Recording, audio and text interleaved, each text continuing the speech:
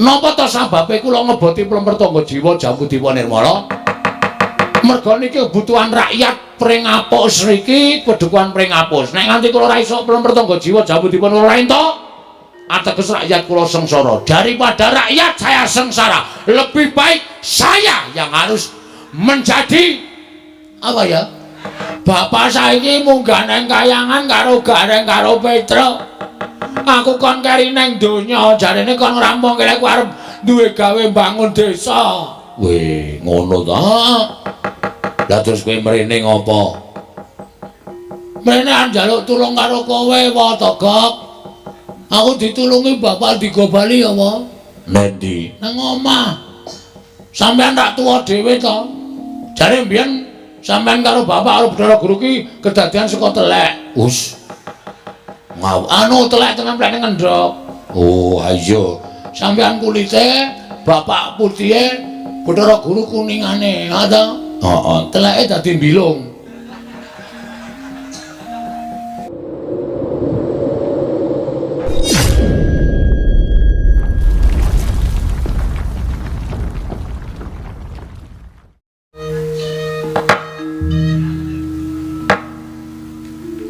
Nang sok ngono mangadili nuwe. Ana sasmintaning sun jagat wasisaning Ubathara. Semir. Pancen kurang ajar karo siji kae. Bapakne raya-raya tekan kene kok le nyeluk Semir. Mbaya Bapak Semar. Bapak Semar. Wilujeng, Pak, rawuhipun.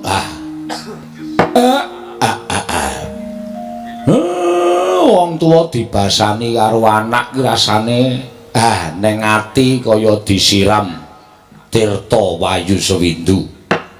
Rung adus wae, Pak. Sing ngomong rung adus apa? Iki mau kok arep siram. Atiku rasane kaya disiram tirta wayu sewindu. Anyes. Oh. Slamet tekaku, Dole, Bagong. Aku ngaturake pamujiku Tampanana ya cah bagus. Kula pundi nggo jimat paripe ndayanana ing kasantosan. Amawa ana kabagyaning gesang kula. Bapak, pripun prayogaken nggih, Pak? Iya, ya.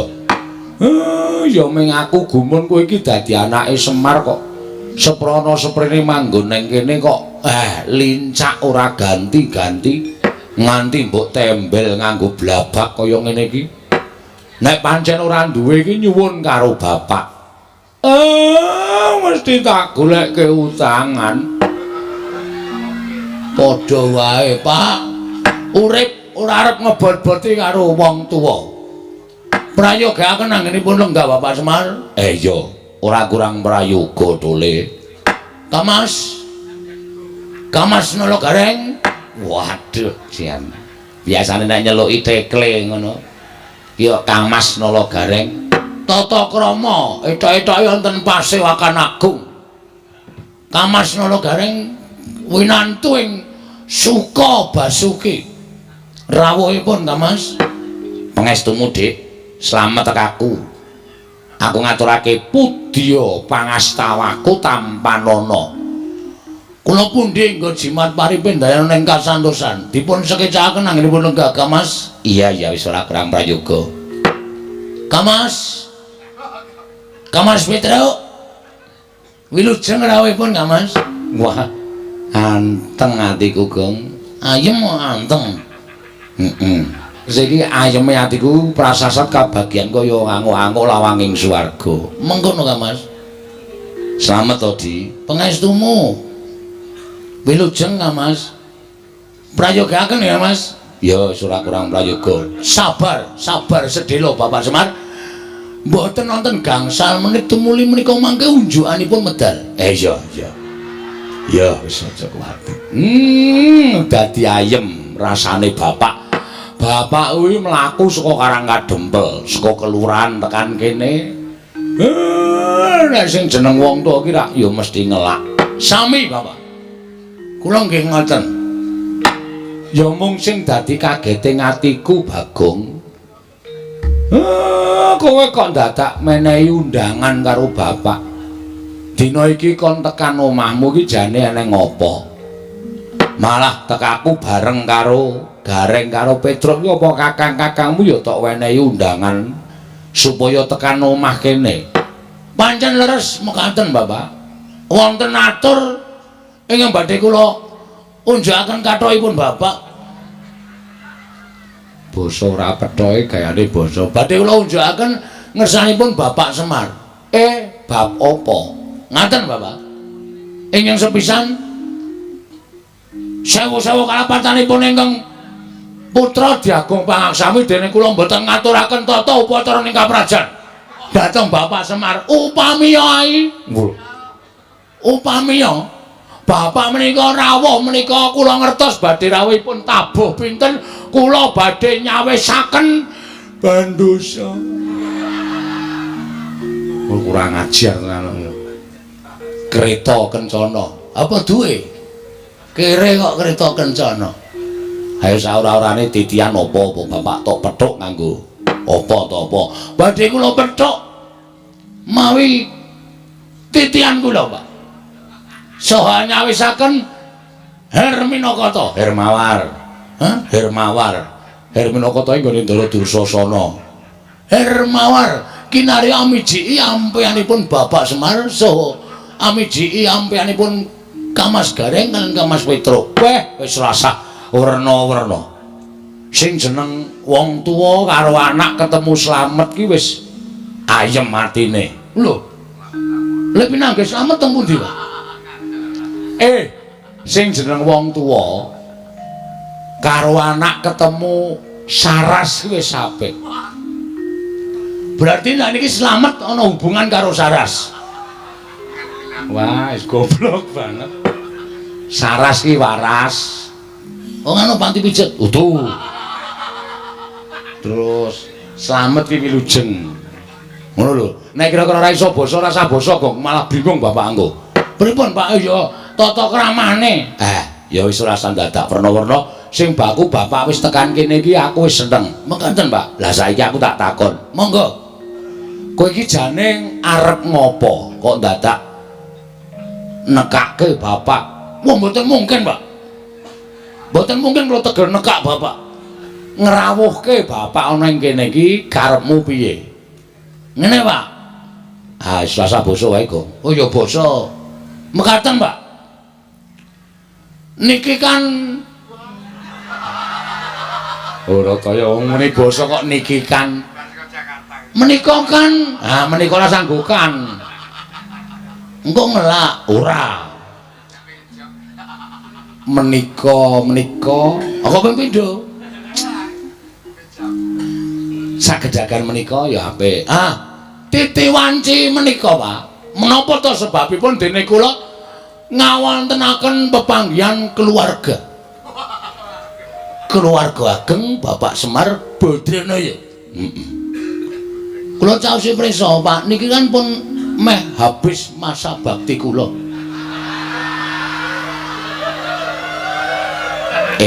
Ngono. Nggih, Pak. Ning kanyata, kira-kira sasi November niku pun entek, Pak. Pun telas masa bakti kula. Lek kula udu penemu urun dhateng pembangunan padusunan Pringapus mriki.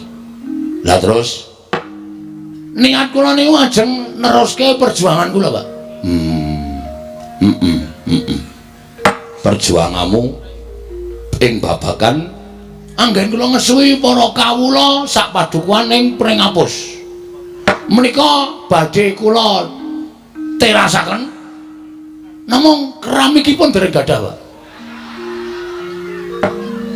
Terasaken bangun teras terusaken dipun terusaken krana sakathahing para masyarakat kawula sak padukuhan Pringapus menika kanyata menika tasih setuju menawi kula menika tetep madheg minangka dadi kamituaning padukuhan Pringapus. Ketitik kula niku mboten wonten mungsuhe, Pak. Iya.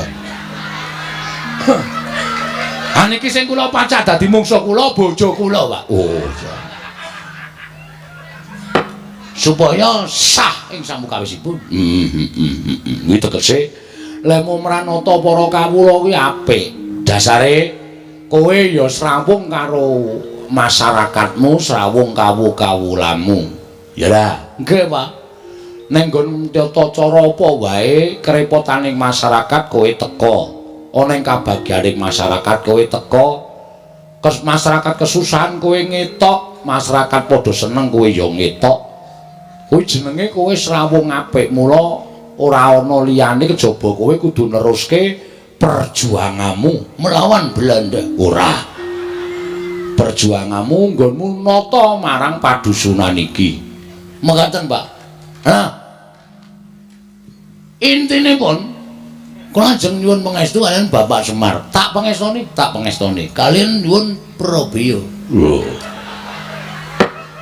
Sing arep maju jago kowe kok kowe njaluk Prabeya aku. Ngengeti bilih kula menika mboten nggadahi celengan, Pak. Iya.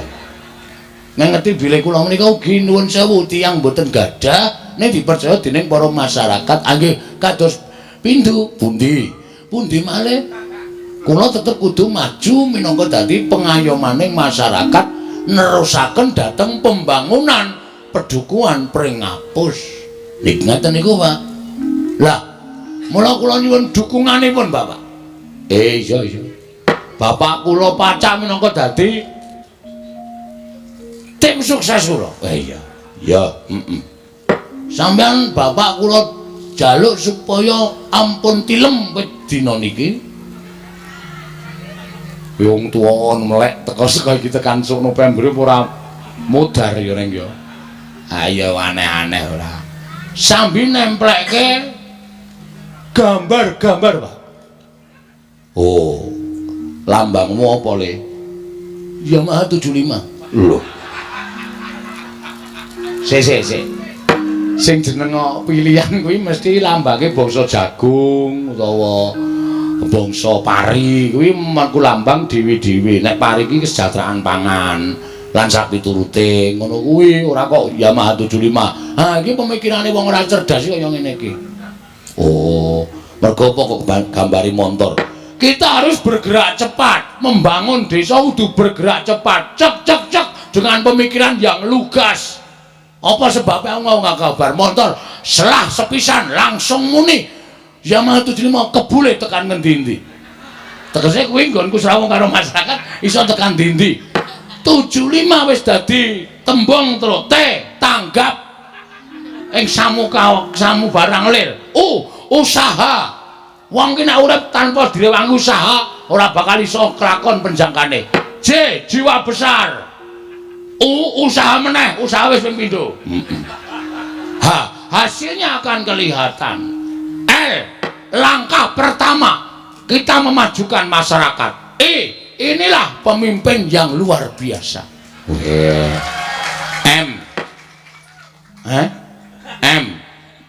Pray.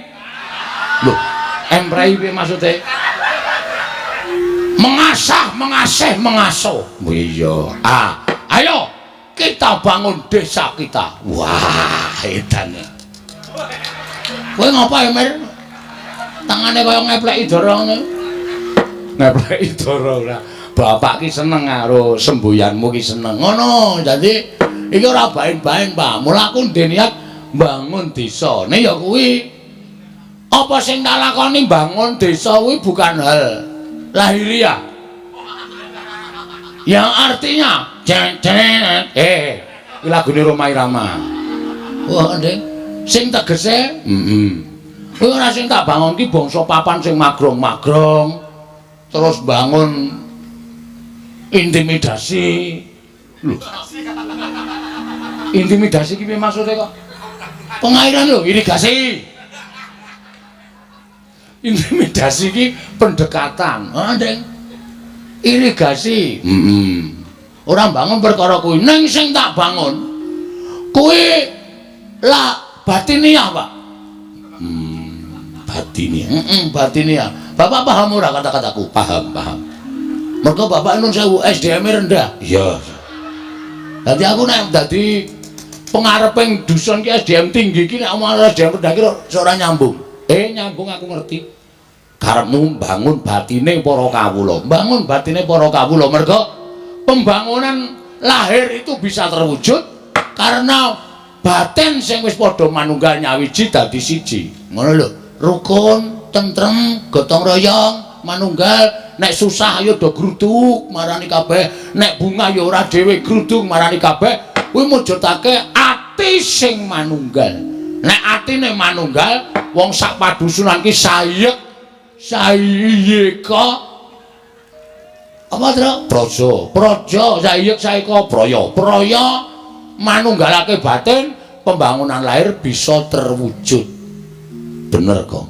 Wah, seneng aku jan. Tekan aku mrene iki tak kira nek ora ono rembug apa biasane kuwi nek ngundang kakang niki mung ngile dhuwit. Akhire mengko ning kono, Tru. Oh. Iki lagi omong-omongan kok.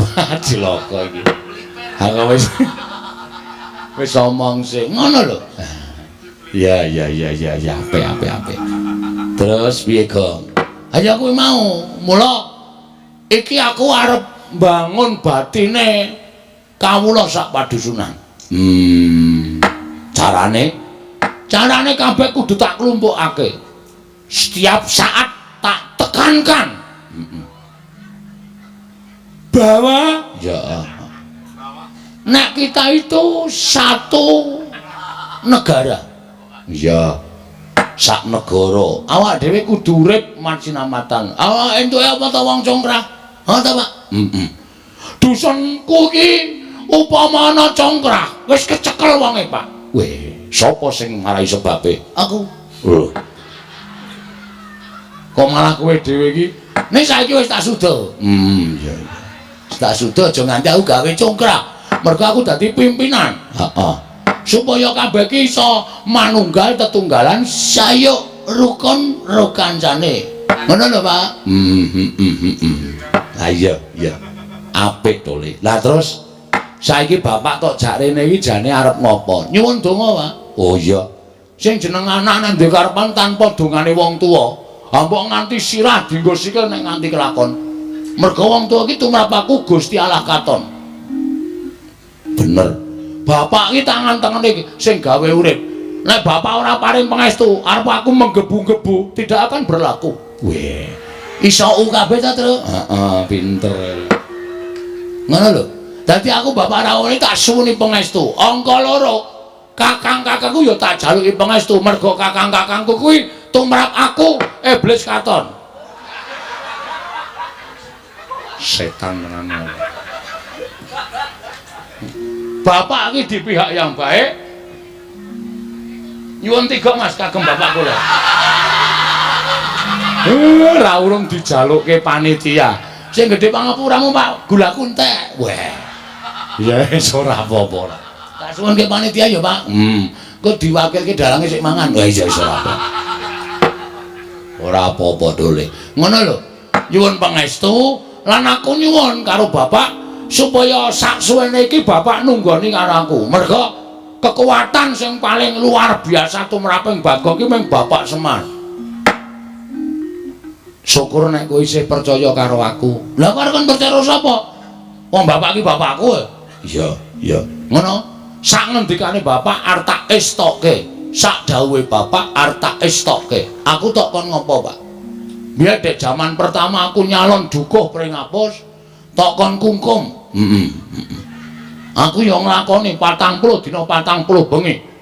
Kowe dawuh karo aku, wong prihatin ki ora njaluk karo sing mbau reksa. Wong prihatin ki ora njaluk karo sing tunggu kali, karo sing tunggu guwa. Ning golek papan sing sepi sepen kuwi supaya eling karo kelakuane sing biyen, resik jiwa lan batine. Aja nganti tumindak dosa, nyuwun pangapura marang ngersane Gusti lan nyuwun supaya diilangi dosa-dosane sarana awake dhewe nglarani awake dhewe. Satata wong papa utawa sebut tapa. Wah. Kok mletik ya. Ha iya. Iso ngartekke kaya ngono. Wong ki anggere cegah, dahar, guling, ora maem, ora turu. Kowe ora kok piye-piye ning ngrasake wong sing sengsara uripe, kadang kala mangan kowe ngrekoso, turuwe ra iso. Lah awake dhewe kudu iso nirake lelakone wong sing sengsara kaya ngono kuwi disebut tapa? Wiritan. Iya. Ngono, Pak. Terus aku dikon Petruk kon ngebleng ning jero kamar. 30 dina 30 bengi. Kuat kok kowe kaya Kuat lulus. Wedian. Ampuh kowe. Heeh. Dhewe Karo bojoku. Wah. Aku ngebleng bojoku mbligung. Wis ora ana empere kaya ngono. Ora pas kok iya. Ora ana kegiatan ning jero. Tingu arep ngapa iki? Iya, terus Ya meng gareng sing kurang ajar. lha piye to? Sing terakhir aku kon turu ning sarean. Sareane siji. Heeh. Ole turu ning sarean kene iki sarean leluhur. Tak turani 3 dina. Bareng tak kenali jero kuncine iki meng sarean genjek. Wow. Ngono kok blas ora ngrimpeni.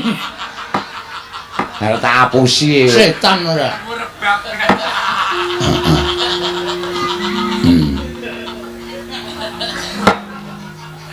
Ning aku nganu, Pak. Piye? Aku jane ya arep matur karo bapak. Arep matur apa? Sasuwene aku ki entuk mandat saka rakyat. Nek pancen aku ki arep kepilih meneh mergo aku ora ndek mungsuh. Iya. Iki ana sasmitaning dewa, Pak. Sasmita dewa sing tok tampa. Metu marganing pasumpenan. Siji, aku iso kelakon yen to aku kudu disarati dusunku iki kudu dipendhemi utawa ditumbali pelem pertangga jiwa. Kuwi jane nanti to balik golek. Karo Jambu Dipa Nirmala. Sing angka 2 ana dewa sing menehi sasmita. Bagong nek kowe kepilih meneh, sok nek syukuran kudu wayangan meneh. Ki masyarakate do guyu to. Setuju to? Provokator kuwi jenenge. Anjur sing ditanteng kok masyarakate. Amen rampo meneh ora ngono ndak ora sida. Iya. Ha kowe pertangga jiwa Jambu Dipa Nirmala iki jare iso to, Pak? Kuwi ora bab sing gampang. Ning kuwi bab sing angel. Sebab kuwi ora ana tukule ning jagat. Tukule nanti, Pak? Malam pertangga. Rasa nganggo, ta? Marai arep watok aku iki. Semar iki pancen ngene iki. Ngandel ora? Sing jeneng Kok jeleng ora? iya. Semar iki ya entuk kleru. Wong MC-ne mau ya kleru. Harmoni mugi-mugi kok mugi-mudi. Mergo ketrikel lilate. Nah, mati kleru mugi-mudi. Wis kebacut seru. Ah iya.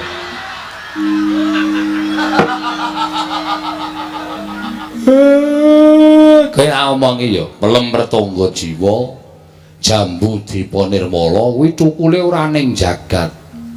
Teng pundi, Pak? Kuwi ning Kayangan. Wah, lah mula tak golek ning pasar buah kok ora ono. Anggere bakul tak takoni tumbas pelem pertangga jiwa mboten nonton Jambu Dipa Nirmala mboten nonton sak pasar kempot tak goleki ora ono. Lah kuwi sing angel ning kono kuwi. Sing angane ngono kuwi. Sebab kuwi sing duwe dewa, tur kuwi pangdaharaning para dewa. Mula dewa ki ora dharwa ing dami, daharane saben dina ya pelem pertangga jiwa Jambu Dipa Nirmala unjukane tirta amerta. Kuwi dewa. Ah saiki tak takoni kowe, Pak. Nek kowe ora iso jawab, aku le nyebut bapak cukup tekan semene mir. Waduh kok balik meneh. Konjur mir meneh. Wis ben apa-apa. Piye? Aku tak takon, kondang wong dusun pring apus ki do ngandhake. Bagong wae pengarepe, Bagong wae pemimpine. Mergo kaya anak Semar. Semar iki dewa. Asline ora, Pak. Asline kowe dewa apa ora? Apa mung gedhe tur dawa tok? Ora dewa asli. Tak omongi kuwi mbiyen cerita mbiyen. Nek wong sing percaya ya monggo, nek ora aku ya ora apa-apa. Ha iki sing takon anakmu e. Anakmu kudu ngerti kenyataane. Nek nganti anakmu ditakoni masyarakat, Pak Bagong, napa sampeyan iku anak dewa? Apa aku muni ya mbuh ngono? Engko dikira aku iki ora tanggung jawab. Ora iso mene wangsulan sing iso gawe marem para kawulaku. Nek hoo ya apa? Nek ora ya ora. Kuwi mbiyen. Mbiyen kapan? Terus saiki kok isih dewa apa udu? Mbiyen ala gareng pun sampean mang jujur mawon, Pak. Mungkin ndak malah Bagong muring-muring pun. Sampean ngerti watake Bagong? Dingendikake mawon. Nek blegere pancen Semar ning sing lenggah eneng kene wedan. Oh berarti sok nguntal kursi ya, Pak. Kok eneng sing lenggah nang kene iki? Ah, kusike to cah bagus. Sing lenggah ning singasana Adi. Kuwi Sang Hyang Ismaya. Ismaya iki apa? Ismaya kuwi kakange Bathara Guru. Berarti bener. Kawula nek do omong Bagong ki aja sepelek karo wong kaya ngono kae cah pinter ming ora ketok mergo kae anak dewa, anake Sang Hyang Ismaya sing menjalma dadi titah swanta. Wah, seneng aku, Pak. Dadi ternyata asli to, Pak. Aku lagi ngerti mbuktekke nyatake matur dhewe karo bapak ya bengi iki lho, Pak. Iya, pancen bener. Ning kuwi rak wis mangabad-abad kepungkur. Nek aku dunekke dewa aku moh wong jejerku ki mung menungsa. Aku moh nek dunekke dewa. Ning sampean asline tetep dewa. Ya dewa ning dewa sing kon mudhun ana ing jagat dadi titah swanta. Kok iso? Nek kowe upama urip ning kayangan rek aku barang ki melu sugih to, Pak. Ora kere kaya ngene. Siji pesti loro jodoh telu tibaning wahyu kuwi sing ngatur sing kuwasa. Pestine Semar kudu urip ning donya. Nek jane aku ya ora karep ning gandeng wis dipesthekke ya wis kepiye meneh. Ha sebabe apa to, Pak? Weh, nek tak critake engko ndak dawa. Ora apa-apa. Santai wae to. Mbiyen aku kuwi kakangne Bathara Guru, bapak kuwi Sang Hyang Tunggal. Oh, ora dulur, ora. Sang Hyang Tunggal ki nalika semana garwane nglairake wujude endhog. Waduh. Endhog. Wis wujud endhog ngono wae. Lah, endhog mau lair dadi bocah telu. Kulite dadi Tejamaya, putihane dadi Ismaya, kuningane dadi Manikmaya. Wong telu kuwi sing paling ora rukun dhewe ming si Manikmaya. Sing ragil senengane meri karo kakang-kakangne Ismaya karo Tejamaya. Nganti sawijining dina aku kuwi lagi regejegan karo Kakang Tejamaya. Istilahe gelut. Masalahe rasa takon perkarane. Kalodhangan kuwi digunakake karo si Manikmaya nggo wadul karo bapakne Sang Hyang Tunggal, Rama, Kakang Ismaya, Kakang Tejamaya sami Pancabakah, sami peperangan amargi sami rebat kepengin dados dewaning para dewa. Ning jane ora, ning merga Manikmaya kuwi sing jane kepengin dadi dewa, terus aku didakwa kaya ngono karo si Manikmaya. Rama pukulung duka. Apa ya ceritane? Terus Rama pukulung duka didangu Tejamaya, Ismaya kok ngono pakartimu kok kepengin nyahak wenanging wong tuwa. Tejamaya nek kowe iso nguntal gunung pagering jagat sisih kulon tak dadekke dewa. Ismaya nek kowe iso nguntal pagering gunung jagat sisih wetan kowe tak dadekke dewa. Pakdemu Tejamaya cangkeme nganti dijembar-jembarke nganti suwek. Mula cangkeme Togog kakangku kae kepleh-kepleh. Dadi rusak awake. Aku nganggo igo. Gunung mau tak serot. Sawetara sapirangan mlebu ning wetengku, mula wetengku jembling kaya ngene iki. Isine gunung. separuhe ora ana. Aku ngonceki critamu mau ana bab sing apik sing tak cekeli, Pak. Piye? Sing jeneng wong duwe gegayuhan kuwi nek ora ngukur karo kekuatane kuwi mesti ngrusak karo ragane, ngrusak karo batine dhewe. Ya kuwi bapak kuwi. Mula aku keluputan terus diduke ning jagat kene. Lah saiki ngene, Pak. Piye? Aku nek njaluk tulung iki, Pak. Njaluk tulung apa? Gandeng bapak ki wis tepung karo wong kayangan. Bapak ki wis apal karo panitia kayangan. Terus bapakmu gawe ning kayangan nyuwuna pelem pertangga jiwa jambu dipa nirmala. Lah. Iki piye iki? Gelem ora? Kowe nyetujoni aku dadi pimpinan meneh ora? Nek sampean ora gelem, berarti sampean arep menjatuhkan aku di depan masyarakatku. Itu menghina. Manghina. Tegese aku wis tok elek-elek. Nek bapak iso gaya, berarti bapak kuwi pancen lahir batin nggone mbantu karo anakmu Bagong. Ngono wae. Lho gareng piye iki? Monggo kersane bapak pripun? Petruk piye? Kula ya ora ngerti. Pun rasa taren-taren. Gek cekat-cekat menyang iki ana uang transport. Lawewu. Selawewu tekan Kendhigong, tekan Kayangan kok selawewu. Pripun, Pak? Nek upama aku rasa munggah ning Kayangan piye? Lah terus? Adikku guruwe tak undange mrene. Weh, lah iki ngetoke keterampilan kesetene bapak. Coba. Guru kan mrene ning aja sak murite lho nak ngebabaki. Gurune tok wae. Iya. Gurune tok. Engko ndak ngebabaki aku malah kewan le nyuga aku. Iya.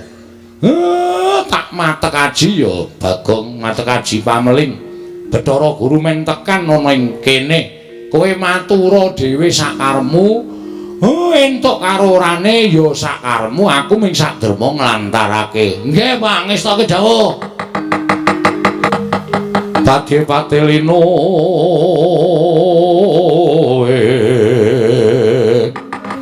tanagare becik-becik parandene tandati taliasing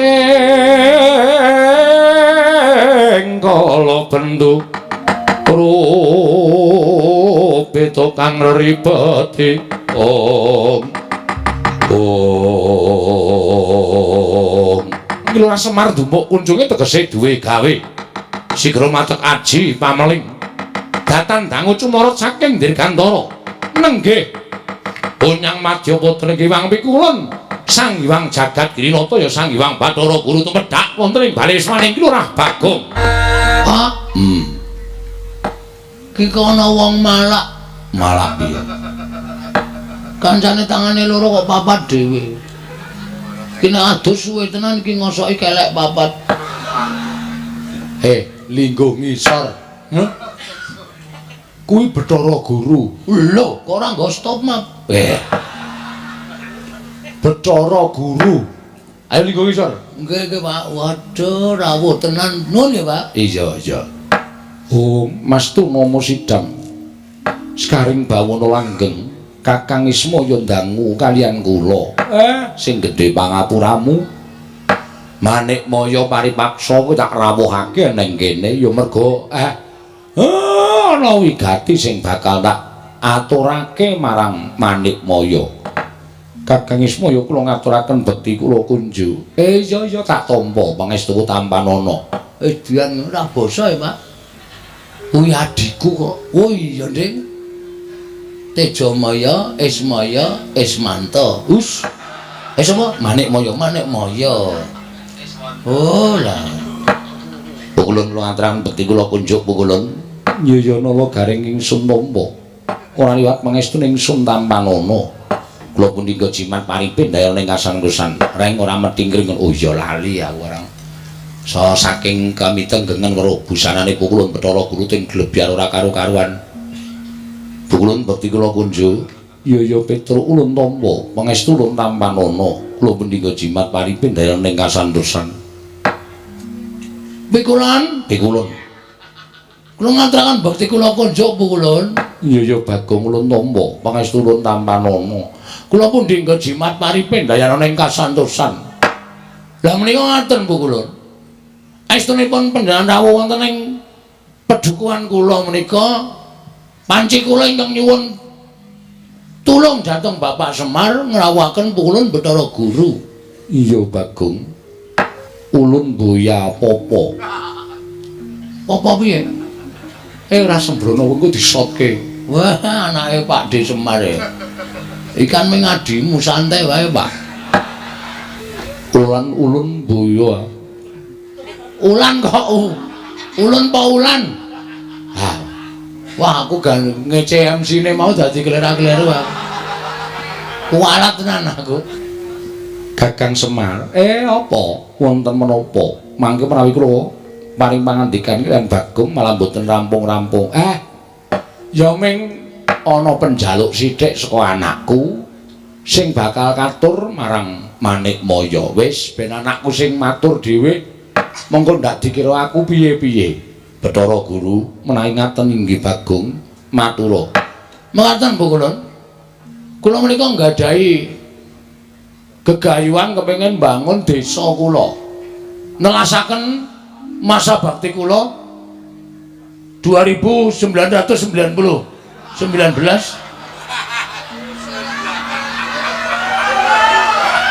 Mau ya kleru ta, Pak?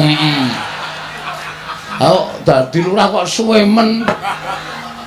2919 edan tenan. Aku wong lahir wis metu udel, Pak. Apa iya sak ngisore sithik. Drakure ora. Ngaten ya, Bu Kulon? Iya, Bagong. Kula kepengin bangun dusun kula niki. Ning kula niku entuk sasmitaning gaib. Sing nalika semanten kula nglampahi sare narites sesemek ron Rajamala abebantal boto sarembak. Gayane lho.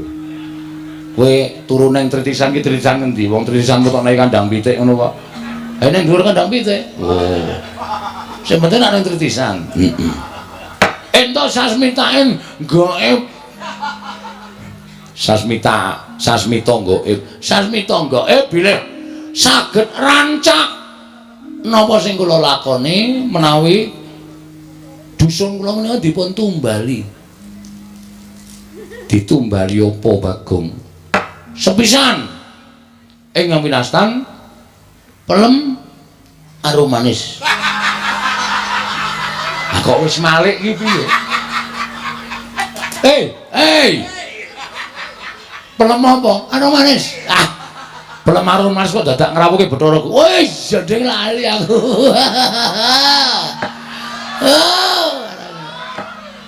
Wong blokon tenan. Pelem apa, Bagong? Pelem pertangga jiwa kalian jambu. Engko anggere muni kluthuk tak bandem. Sandal saka kene. Jambu dipanirmala. Mekaten. Monggo menika cukulipun ngendikanipun Bapak namung wonten ing Kayangan Surabaya. Ya Suralaya. Papan pelengganipun Pukulun Bathara Guru. Mila Bapak timilu tumuli ngrawuhaken Bathara Guru rawuh wonten ing pring apus menika ingkang saderma saperlu kula aturaken menapa dados panuwun kula dhateng Pukulun Bathara Guru supados maringana mboten ketang ingkang pentil. Gong cangkeme kuwi lho sing urung gedhe kuwi lho. Aku iki pikiranmu sing bosok terus. Pelem ki nek cilik pelem pentil. Heeh ya. Ingkang alit waton saged dipun dadosaken tumbal ban wonten ing pedusunan pring apus mriki kalian jambu dipanirmala Pukulun. Pelem pertangga jiwa setunggal, jambu dipanirmala setunggal, kula petak wonten ing dusun Pringapus. Nyuwun pangapunten menawi kula keladuk ning gandeng menika sampun dados sasmitaing gaib. Mila tetep kedah kula suwun. Menawi kula nyuwun lintu menapa kemawon kula sumadyakaken. Kula gadah pit Jawa. Menawi kersa badhe ngasta wonten kayangan sumangga ning kudu ditumbaki. Ora ana pit iso mabur. Ayo iki menehi ning ora mungkin dadine ora bakal kelakon ora. Ngaten Bu Kulun, Kakang Semar. Piye? Menapa Bagong menika mboten mriksa menawi Plemrtangga Jiwa jambudipun nirmala menika daharanipun para Jawata. Wis tak kandhani ning gandeng anak njaluk karo wong tuwa.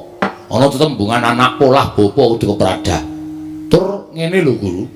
Mbok ya ora kutang ming siji paringana. Wong minggu syarat srana wae. Tukule jambudipun nirmala Plemrtangga Jiwa ki rak pirang-pirang ning kayangan.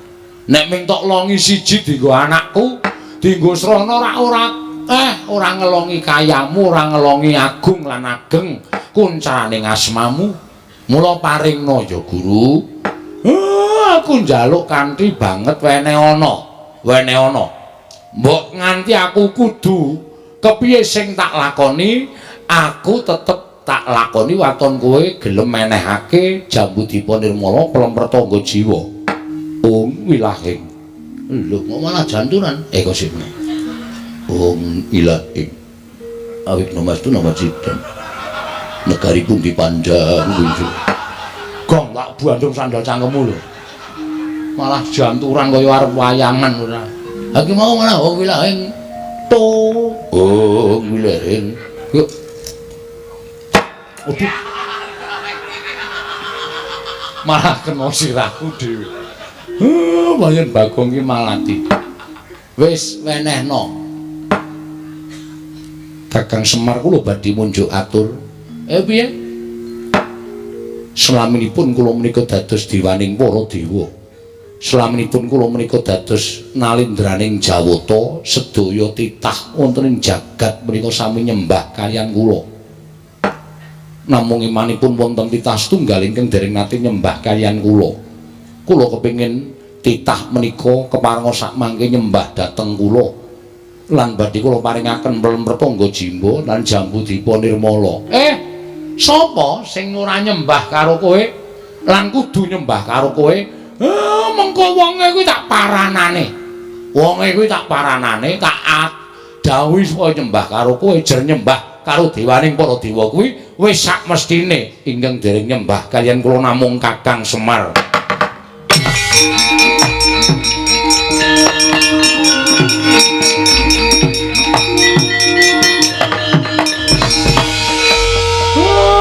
Nek pancen kuwi syarate. Nadan aku kudu nglesot ning ngarepmu tak lakonane. Ben napa sing dadi penjangkane anakku iso kelakon. Jangan, Pak. Aja. Bagong, menapa sing tok karepke kelakon? Aku sing ora entuk. Aku ora tegel bapak klesotan ning ngarepe Bathara Guru. Bathara Guru ki adimu to? Aja. Wis Pak ora apa-apa. Aku ora diwenehi jambudipun nirmala ora masalah. Kowe ngerti to, aku duwe kepinteran nyolong. Wis rasah njaluk ngacolonge kayangan. Angel sole kayangan kuwi rapet-rapet to kaya apa ngremsang linggis. Arep babah kaya mbiyen. Ora iso kayangan kok dibabah ki ora iso. Setro, aku mangkel iki Raja Andra. Mangkel piye? Wis aku lara ati aku karo ngendikane Bathara Guru. Sing tredak ning bareng tekan pungkasane padha kok nyocok ning rasa. Gong, iki dewa lho. Wis ngerti aku apa ngene bakul bakso. Aja kurang ajar ora sak penakmu dhewe. Wis men. Arep dewa iki nek sak kepenake dhewe, bapak kok nyembah. Aku ora entuk. Aku ora mentolo, Tru. Aku jane yo ngrasake lara atiku, Gong. Aku jagat ki dadi paseksen. Nek bapake kakane Bathara Guru, tata krama ya tata krama ning ora kaya ngono kuwi. Nun sewu lho Pikulun. Pikulun. Kita arep apa Bagong? Pun kula mboten njaluk jambu Dipa Nirmala, mboten njaluk pelem Dipa Nirmala jambu Pertangga Jiwa. Lho, kuwalik. Wis men. Wong ya ora bakal entuk barange kok kuwalik mbok men. Lah kok kita malah sajake murina lan panjenengan ulun. Nesu aku. Lho, malah ora basa. Iki bapakku Bu Ulun. Kok men perkara njaluk jambu Dipa Nirmala, pelem Pertangga Jiwa kok Semar, Kakang Semar. Jagat iki ana siji wong sing ora gelem nyembah karo aku. Hah? Sapa, Guru? Engko aku tak tekan kono tak aturane nyembah karo kowe. Sing ora gelem nyembah karo kula namung Kakang Semar. Aku ateges secara tidak langsung sampean ki akon bapak nyembah karo sampean. Ha ta? Aku mau nek syarate anake kok kudu ngorbanke harga dirine bapak. Enggak bisa.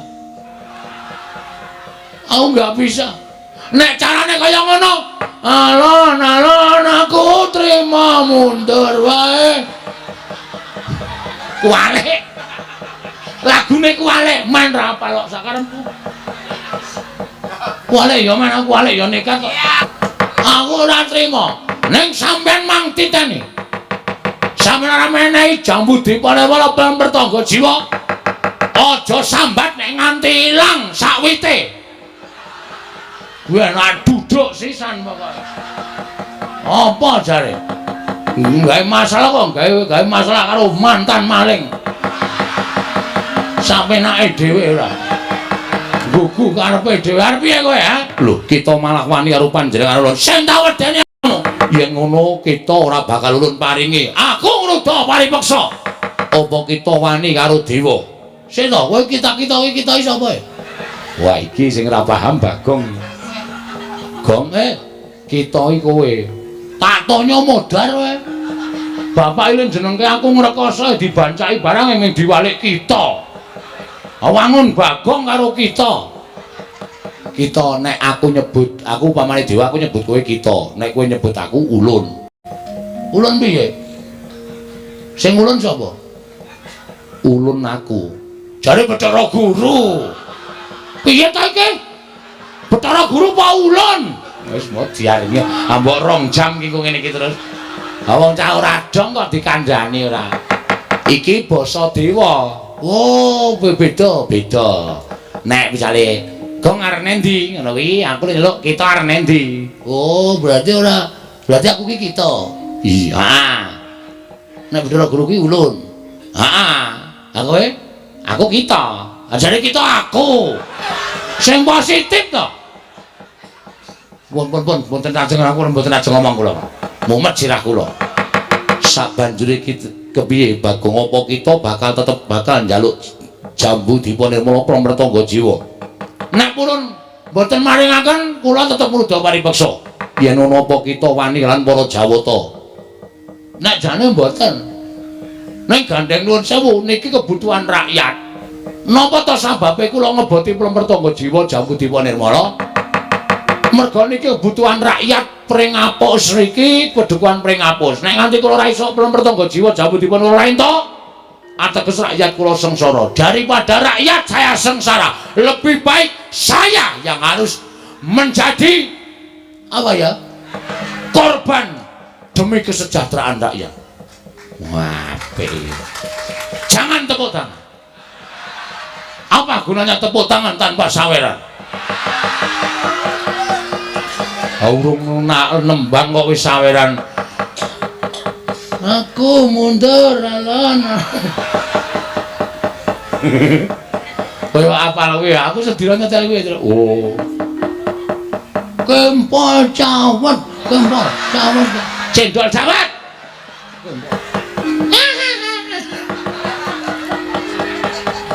Ibu-ibu le guyu nganti ora kepoyo malah ciraka.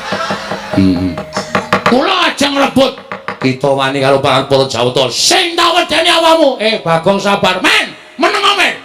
Ora tak peksa ngene iki ora rampung-rampung. Sampeyan ora maringke, kula munggah neng kayangan tak bedol wite. Ben dewa do ngelih kabeh. Ora mangan pelem Pertangga Jiwa jambu Dipa Nirmala. Ulun jabut nyawa kita. Jabutan ora wedi aku. Untu lore tak jabute kok ming nyawa dijabut. Aku wedi ora wedi. Metu njaba ya, piye? Metu njaba. Weh, lah dewa ngajari ora apik kowe. Hah? Dewa ngajari ora apik. Nek wis sah, wis resmi iki ditokke jero.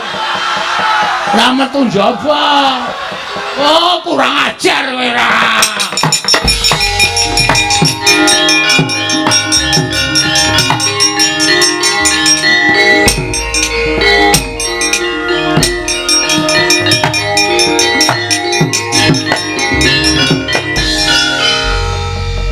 Wedi to Bathara Guru karo aku, Pak. Kae iki ora wedi ning kae metu ning pelataran lumpukke dewa-dewa mateni kowe. Waduh. Apa? Domongi kok. Aku padahal mau meng gojek dewa kok jak gojek iki ra iso. Mula aja sok sembrono. Waduh cilaka iki, Tru. Aku dewangi, Tru. Ya. Reng, apa? Aku dewangi ya. Oh, tangane wedek lek kon gelut. Ayo ngantri rak ya ora tekan. Oh, ditanono kowe nek ora ngewangi aku berarti kowe tega rompatiku. Iya, isa-isaku lho. Kowe ketoke cilik nek gelut trampil. Ngono aku diwangi ya, Reng? Iya. Aku dilindungi. Kowe wae tak dapuk dadi linmas. Oh iya. Jek linmas kaya ngene iki sing wedi sapa coba? Linmas kok ting gendiek-gendiek ngene. Sing penting getakane kok, Tru. Getakan sempritan sing penting. Nah iya ora. Wis Pak, Bapak rasa kuwatir, tak tanggunge Pak, rasa wedi. Ngono ana apa-apa piye? Saya tak takon. Kowe tresna ora aku? Aku tresna. Nek kowe tresna, mengko nek Bathara Guru methoke aku arep mateni karo aku. Pethoke ya, Pak? Oh iya. Ya? Anake Bathara Guru jenenge apa? Bathara Indra. Sisan kuwi pethokno sisan, Pak. Oh iya. Terus liyane oke. Penyarian Yamadipati, Mahadewa, Bathara Brahma, Bathara Sambu. Lan sak piturute akeh banget dewa. Daluk tulung kuwi pethok isan ya, Pak? Wah. Coro. Trenggiling. Ngono. Misuwi kok ora wangun to, Gong. Kok mung kewan cilik-cilikan trenggiling. Oh, cacing pita. Wis ora serem cacing pita. Tulung ya, Pak? Iya. Wis kono gak menyang. Kowe, aku tak turu dhewe. Aku nek dewane lunga aku digugah. Ora kena kaya ngono. Kudu tanggung jawab tela bakarane. Enak kuwi. Tanggung perkarane kok enak-enak. Oh, siap. Jagung bakarane, Pak, kok tela bakarane. Nek wis ora gatek iki aja dibaleni. Senengane kok malah badarke dhewe. Aku marang ya sak ngono kowe. Nek ora bener ki aku sok ora lega. Aku iki wis rampung iso tak. Bener ora ya mau. Ora yakin. Mamet tuan dhisik. Aku tak methoke karo dewa-dewa kae. Ning sing enom-enom pethukno. Nek Bathara Guru sing maju aku sing methoke. Siap ya, Traya? Yo. Ora nggo gending. Slepek. Oh iya. Nganggo slepek wae. Tung, lentak. Jelali. Ya emang aja. Yo. Merkencong marudaya. Pak Pong bobolong kali codhe sapa sing gawe? Lha nuwun sewu, Dik. Paduka nganti para wadya bala Durandara tumedhak wonten ing Madyapada menika mboten pangling wonten tampel wates. Padukuhan mring apus papan pernahipun Bagong. Menika mangku suraos ngados pundi keparang ingkang raka ing Sidhe Pangudal Cemadong dawuh, Dik. Bu kula nadyan kula pun penyarian Cemadong dawuh, Bu Ulun kula ingkang putra pun Bathara Indra Cemadong dawuh.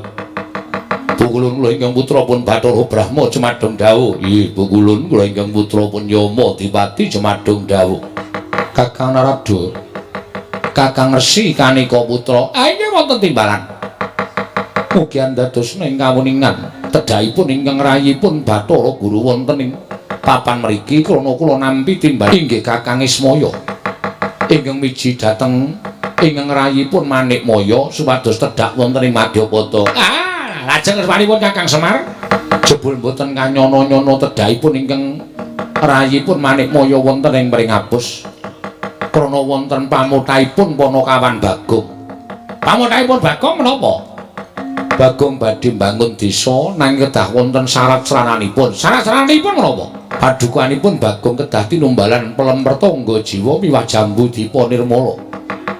Satemah Bagong nyuwun kelawan ingkang rayi maringaken Pelempertangga Jiwa lan Jambu Dipa Nirmala kinarya dhaharaning para Jawata Kakang. Kagiat raos sing manahipun ingkang rayi pun Bathara Guru. Tumunten tumuli kula damel srana menika dados pancatan anggen kula kepingin ngasoraken dhateng panguwaosipun Kakang Ismaya. Ngasoraken dhateng panguwaosipun Kakang Semar liripun kados pundi dikepareng kula cemadhong dawuh. Mugi dados ing kawuningan Kakang. Kakang prisa piyambak nadyan sedaya titah wonten jagat menika nyembah dhateng ingkang rayi. Namung setunggal ingkang boten purun nyembah inggih menika namung Kakang Ismaya inggih Kakang Semar. Mila tumunten kula ngaturaken syarat srana menawi Bagong badhe amboyong Pelempertangga Jiwa lan Jambu Dipa Nirmala. Syaratipun Kakang Semar inggih Kakang Ismaya kedah nyembah dhateng ingkang rayipun Manikmaya. Dalam perkencong warudaya. Ngaten to Di, kasinggihan mekaten. Mangke rumiyin. Lah kok ngantos panjenengan menika sajakipun dumugi samangke tasih nggadahi raos gething keburu sengit dhateng Kakang Ismaya menika kula tak nuwun sewu. Janjanipun perkawisipun menapa to Di? Kang Narada wonten dawuh Kakang Semar menika ingkang tansah damel titah ngliwaring panembah. Tegesipun kados pundi? Ngliwar panembah kelawan panjenengan ulun nanging dipun kanthi manembah dhateng panguwasaning Dat Kang Murweng Dat. Monggo sejatosipun kula menika nalindraning para Jawata. Ing kedadipun sembah menika Bathara Guru sanesipun boten kenging dipun sembah Kakang. Mila panganggep kula Kakang Semar menika badhe damel kapitadosanipun kawula ingkang sami nyembah dhateng pun Bathara Guru. Dipun ajak supados nyembah dhateng panguwasaning Dat Kang Murweng Dat Kakang Narada. Dalam mangriyin. Kedahipun panjenengan menika emut nuwun sewu lho Di. Ingkang nami Jawata menika nuwun sewu wonten tetembungan kena lara luputing pati. Dewa menika janjanipun ugi titah.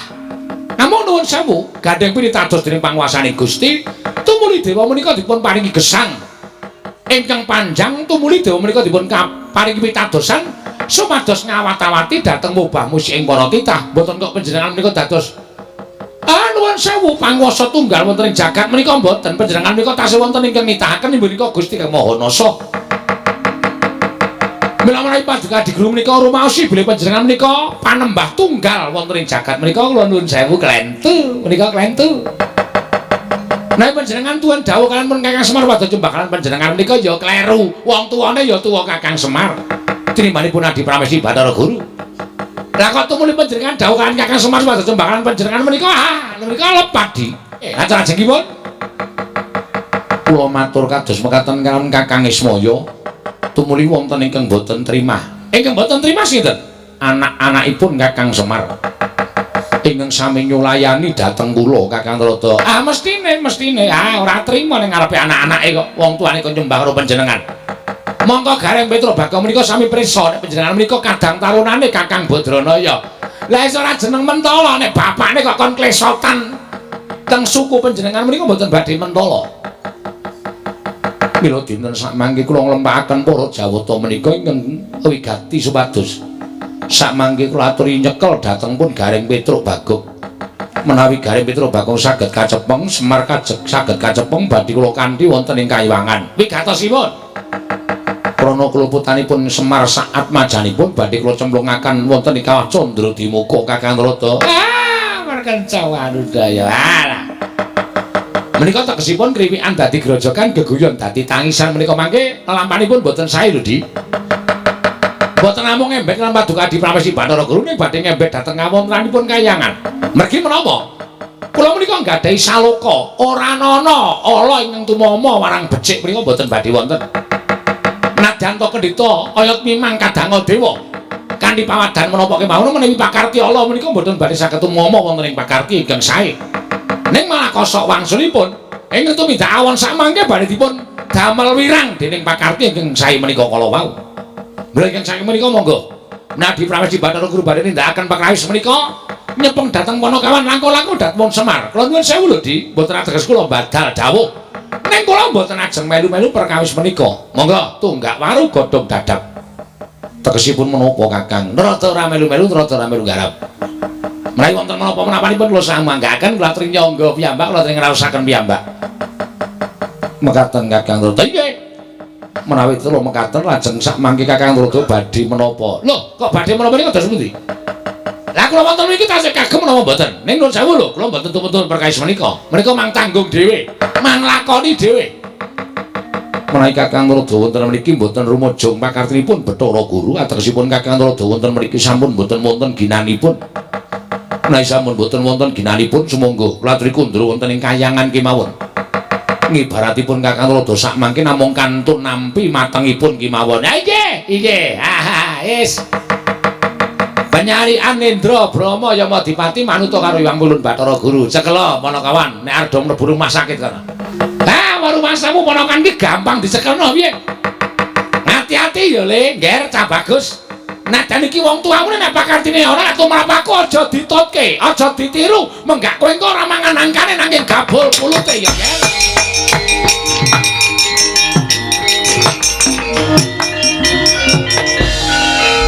Penyarian kula mendhawuh pun Indra wonten timbalan Rama. Brahma wonten timbalan Pukulun Yamadipati. Sak kathahing para durandara diketapake merga ulun percaya anak-anake Semar uga ora bakal gampang dicekel. Nanging sapa ingkang bisa ngrangkit atmajaning Semar luwih bisa ngrangkit Semar Badranaya bakal nampa hubungan ingkang sakmurwat lawan labutan kita lawan panjenengan ulun. Pangkatipun ing putra benjang menapa Rama Pukulun? Pangkatipun ing putra benjang menapa?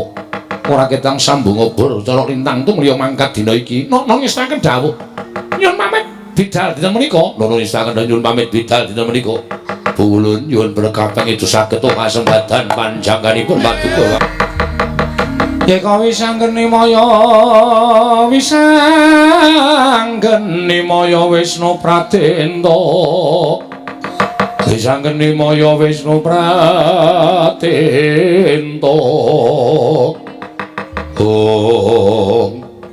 Terus kok rantak-rantak dewane pirang-pirang. Mongko kowe karo aku ming wong telu iki piye iki? Wis pokoke awak dhewe nglabuhi karo Bagong. Mesake bocahe. Duwe kekarepan kok malah godane kaya ngene gedine. Ha iya, ngupama Bagong mau rawani karo wong Pikulun Bathara Guru kedadene ra kaya ngene. Lah iya wis pokoke sak kuwate awake dhewe rek. Nek kira-kira ora kuat ya mundur. Nek kira-kira kuat nandingi kridaning para dewa, ya dhewe kudu mbantu karo Bagong. Iki ketoke do ikhlas ora iki? Kok malah do grenengan? Nek niate ikhlas ngabuhi aku ikhlas. Ora usah dadak demi Bagong mergo adine aja nganggo pawadan adine. Wong bantu ki lahir batin ora sampe nae dhewe ngono ki. Ya wis tak mangkat Le, ora usah dadak gemremeng. Tak menyang methoke para dewa. Nggonku labi karo kowe iki nek tumrap aku malah kaya wong Nataipati lho kok. Nek mungsuh dewa iki nek kurang-kurang bejane sisip sembire tekaning pati. Kowe iki urip ya kok kean utange, Tru. Wis menyang ngono lho. Ya rek ya. Ning kowe ya aja meneng wae Gong dibantu ya. Wong telu maju bareng ora usah dadak kokean gunem tanpa guna.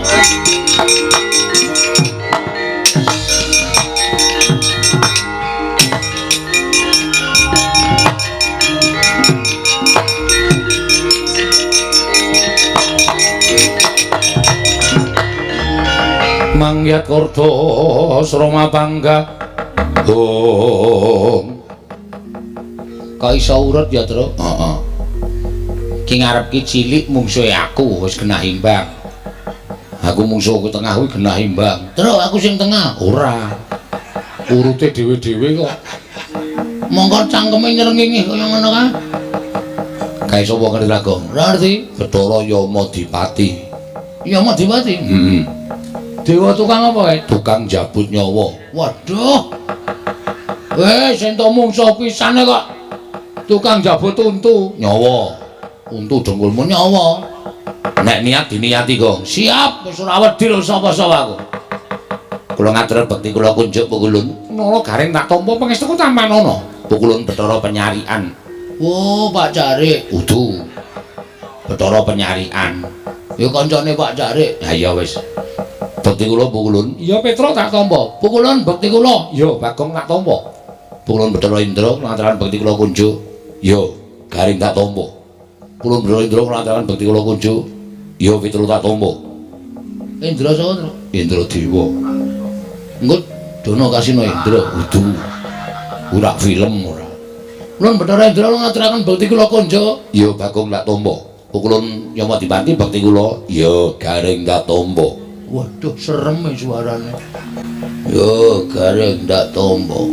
Untal cengelmu. Medeni Indra Wis tenang wae santai. Daya Yamadipati bekti kula kunjuk. Ya Bak Petro tak tampa. Rama Dipati bekti kula kunjuk. Ya Bagong tak tampa. Waduh. Aku ngono barang Indra. Kaya seger ndelok aku.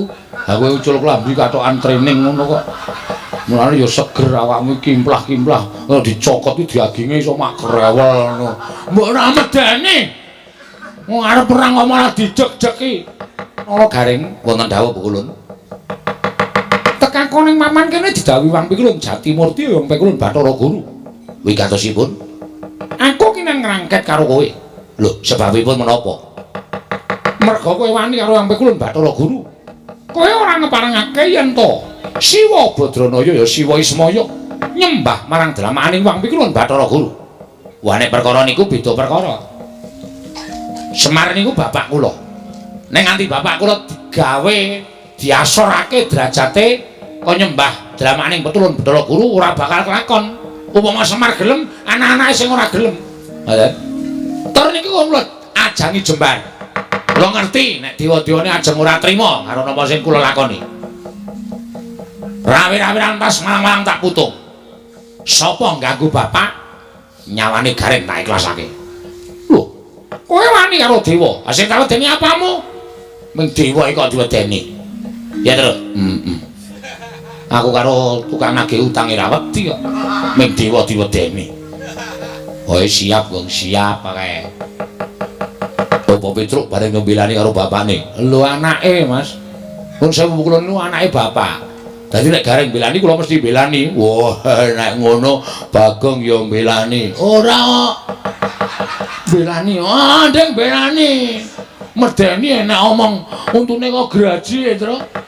Ora apa-apa anggere kowe iki tetek ora masalah. Ah, aku belani.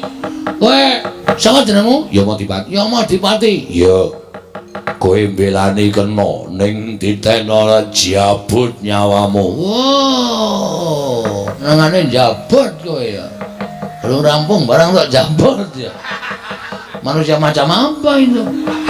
Wah, jan Bagong ora semingkir apa kelakon kene marganing patimu Singalena Prapteng Walis. Lho, wani aku sing tak wedeni apamu. Kelakon tak bondo, tak krincung sikilmu lho Garing. Mang maju, nek ana dewa kewirangan aja tundang lho Garing. Mati dening aku.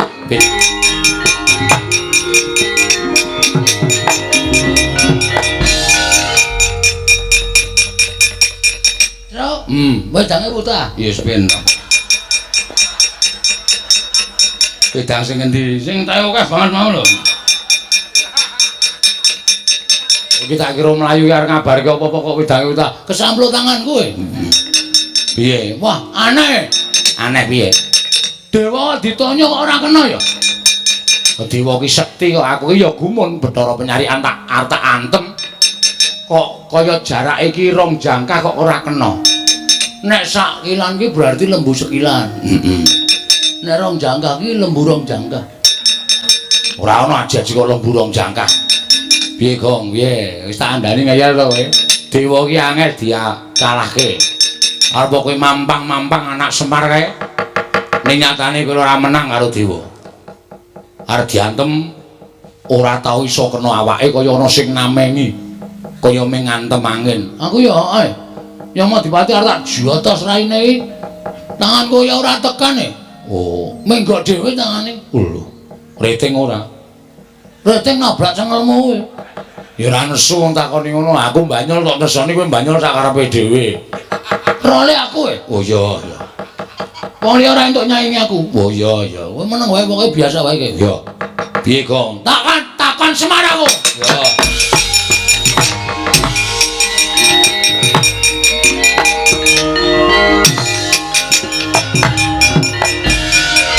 Mir, mir meneh. Wis ora apak ning mir men. Iki susu iki, Pak. Piye? Aku mau bertanya kepada Bapak. Kok dadi? Dewa ora iso diantem. Dewa iki derajate sak dhuwure menungsa. Dewa iki sembaning menungsa. Mula dheweke ora iso diantem karo menungsa lumrah. Tapi piye iki lek perang teneh wagu? Kene diajar kene arep ngantem ra iso. Rugi kene selak modar ra iso bales. Ning sing jeneng apa-apa ki ana kringkiane. Sak pinter-pintere wong ki mesti tau kapusan. Sak bodho-bodhone wong ki mesti duwe penemu sing apik. Lho, wis saloka. Nggih. Sak ampuh-ampuhe wong ki mesti ana kringkiane. Baladewa kae ya ana kringkiane. Kringkiane apa, Pak? Nek ngantem dewa ki aja nggon sirah, ora bakal kelakon. Ning dada medun. Rentuk dodo munggah, Ra entuk ning dodo medun. Mesti keneng. Mesti keneng. Dodo medun. Iya mesti keneng. Mudyar dening aku kowe. Dodo medun, Pak. Heeh. Kakon ya. Kene medun. Wis Rasa kuwatir. Rang. Truk, dodo medun. Jujuk busine wae, Truk.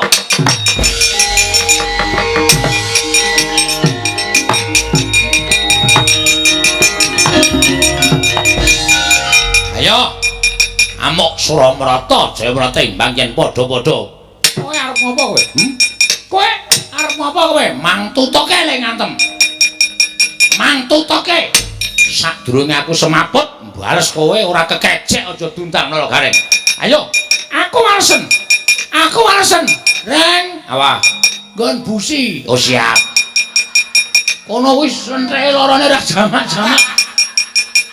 Bres kono reng. Mati rek kowe. Ayo walesen, mati ya. Aduh. Modar reng.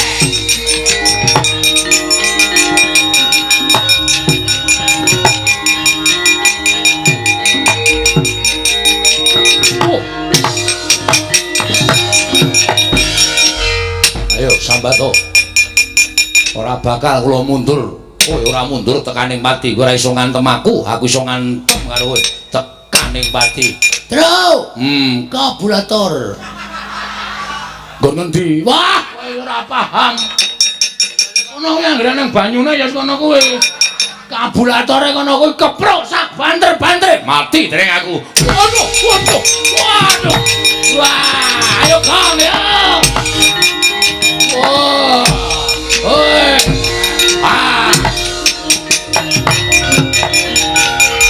Ayo walesen aku. Walesen aku. Walesen. Kowe iso males karo aku. Iso ndumuk aku ngantem aku bumi langit tangkep. Waduh. Modar.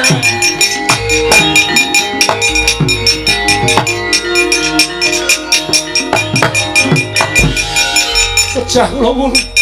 Mati aku edan. Nolo gareng edan. Wah, diantem sak banter-bantere. Waduh. Aduh, Rama Wulun. Pecah kula waduh. Mboten saged mlampah. Waduh. Aku ngedan nganti muni makluk ngono. Waduh. Wah, ladara. Ngamuk punggung Suratanto Nirbaya Nirwikara. Panakawan gawe wirangking para dewa. Cestri Sula ora padha tekaning pati aja duntang Bathara Guru Lekangas.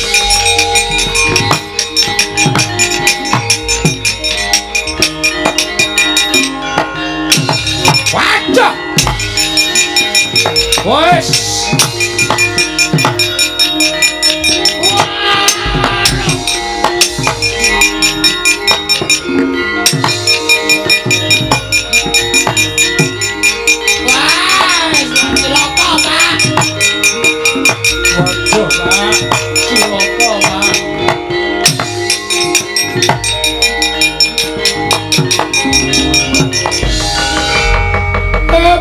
kok do mlayu-mlayu. Wah, wis. Nek dewane kalah kabeh. Cocok ora? Dodo medun cocok. Sip, Mak. Penyarian tak kwampleng nutuk. Bebek ora karo-karuan ya. Jungkel-jungkel Dara Indra antem ya kontal. Pak, Bathara Guru nggawa drai. Hus. Drai dengkulmu mlocok ora. Sing marahi mlayu ki ya nggawa Bathara Guru nggawa gaman kae. Namane apa ya, Tru? Kae jenenge kaya tombak ning pucuke telu, Pak. Kuwi bebayani. Ora ana sing wani nampani kuwi. Kuwi pusakane Bathara Guru sing jeneng Cestrisula. Cestrisula, Tru. Gong Cestrisula, Gong. Agene nang Cestri Yamin. Cestrisula. Mula kok ditokke kok suarane. Cengkoke liye dawe-dawe. Cestrisula. Kae ora ana sing wani methukke ning bapakmu wani.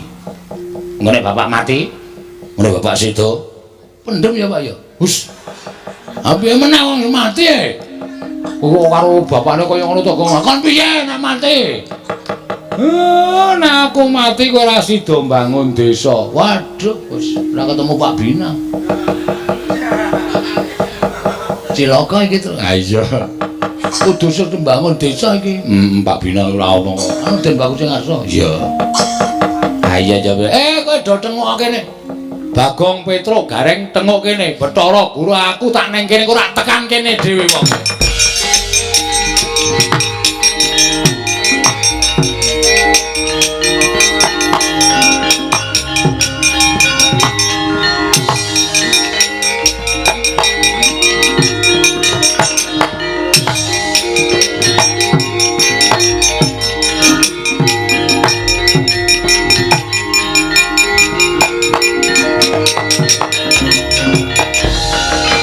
Kakang Ismaya sakmenika sampun pantok pepuntaning tekad menawi Kakang Semar boten purun nyembah kaliyan kula paripaksa kula ngginakaken panguwasa minangka dados dewaning para dewa.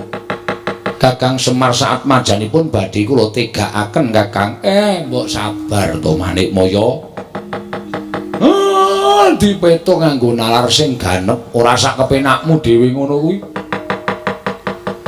Lah nek nganti iki engko do ngerti mongko iki ning jagat. Nek nganti Manikmaya ngerti mateni Semar, apa jeneng ora banger bajin asmamu? Sing padha wis weruh.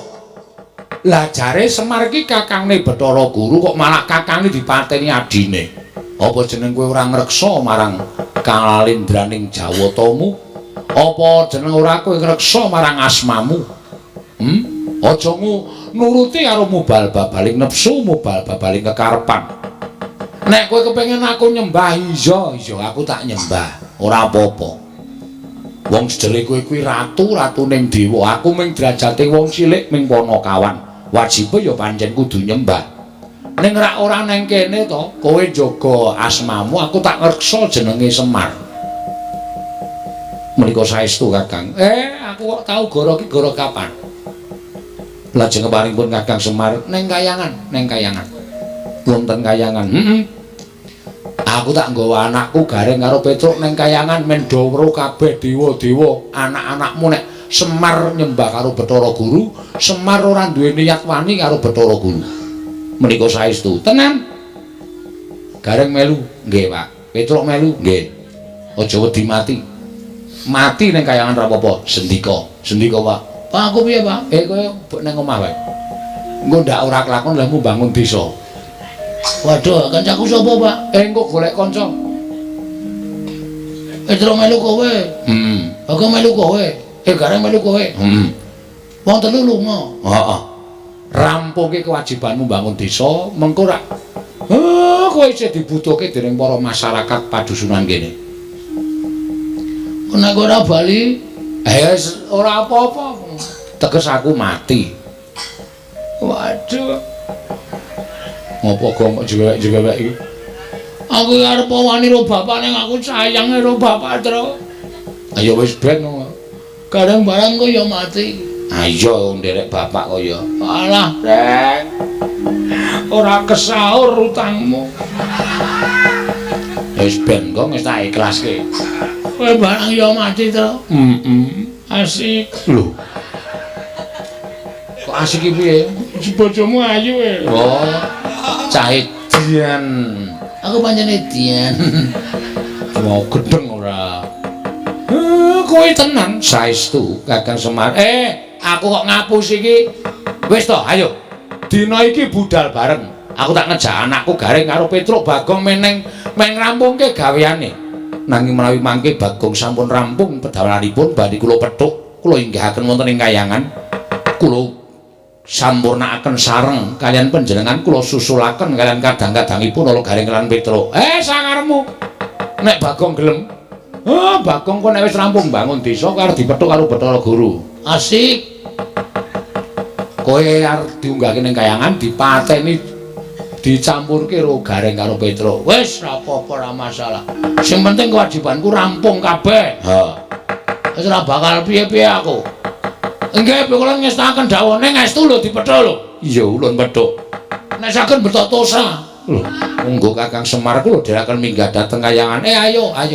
Ikhlas nggih Kakang. Ora ikhlas sebab apa? Urip olare tuku, ora utang kok ora ikhlas. Semedhot atiku. Matur nuwun ya, Prak. Kowe mbelani karo aku. Matur nuwun Reng. Kowe mbelani karo aku. Kowe ya Truk. Aja kuwatir. Bandamu tak jarah rayah. Maksudku tak slametke, Truk. Walah, kok sepine piye iki? Njuk kancaku sapa wis? Bapak ra ono, Petruk ra ono, Garing ra ono. Nek nganti tekan jam 2 padahal ngendika mati, ora bakal rame. Ora bakal gayeng aku terus arep wadul karo sapa iki? Wadul karo Pemunden Pandhawa malah dilumputke. Wadul karo Sinuwun Darawati mesti disalahke. Sik. Oh iya. Aku sing sedulur e. Bapakku jarene tunggale 3. Semar, Ismaya, Tejamaya, Manikmaya. Tejamaya iki jarene Wataga. Iki aku nek ora njaluk pambiyature Wataga, wis ora bakal rampung perkaraku. Wis tak sowan ning Jurang Porong. Wah, aku sing sowan. Bapak digawa ning kayangan dipateni karo adimu wae. Nek Wataga mbogong ora melu-melu langsung tak benggang cangkeme. Tak suwe tenan. Adine kok ora arep melu-melu. Wah, aku sing sowan, aku sing teko.